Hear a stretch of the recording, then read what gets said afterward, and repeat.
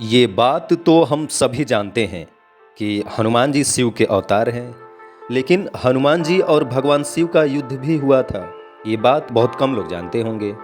इससे संबंधित कथा का वर्णन पद्म पुराण के पाताल खंड में मिलता है।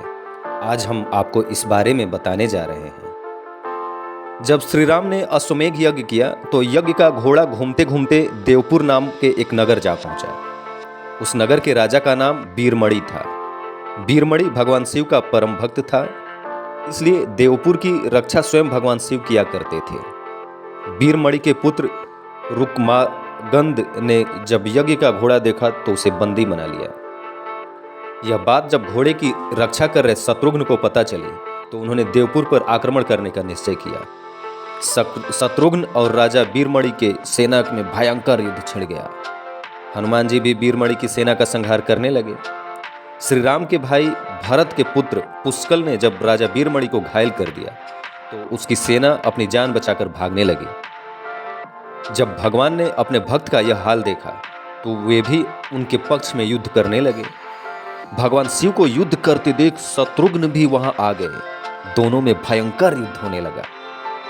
भगवान शिव ने वीरभद्र को पुष्कल से नंदी को हनुमान जी से युद्ध करने के लिए भेजा। वीरभद्र और पुष्कल का युद्ध 5 दिनों तक चलता रहा। अंत में वीरभद्र ने पुष्कल का वध कर दिया। यह देखकर शत्रुघ्न को बहुत दुख हुआ। शत्रुघ्न और क्रोधित होकर शिव से युद्ध करने लगे। उनका युद्ध 11 दिनों तक चलता रहा। अंत में भगवान शिव के प्रहार से शत्रुघ्न बेहोश हो गए। यह देख हनुमान जी स्वयं शिव से युद्ध करने लगे। हनुमान जी ने शिव जी से पूछा कि आप तो राम भक्त हैं, तो फिर हमसे युद्ध क्यों कर रहे हैं? शिव जी ने कहा कि मैं राजा बीरमणि को उसके राज्य की रक्षा का वचन दिया हूं, इसलिए मैं युद्ध करने के लिए बाध्य हूं। इसके बाद हनुमान जी और शिव जी के बीच भयंकर युद्ध होने लगा। हनुमान जी के पराक्रम से प्रसन्न होकर शिव जी ने उनसे वरदान मांगने को कहा। तब हनुमान जी ने कहा कि इस युद्ध में भरत के पुत्र पुष्कल मारे गए हैं और शत्रुघ्न भी बेहोश हैं। मैं द्रोणगिरि पर्वत से संजीवनी औषधि लेने जा रहा हूं, तब तक आप इनके शरीर की रक्षा कीजिए।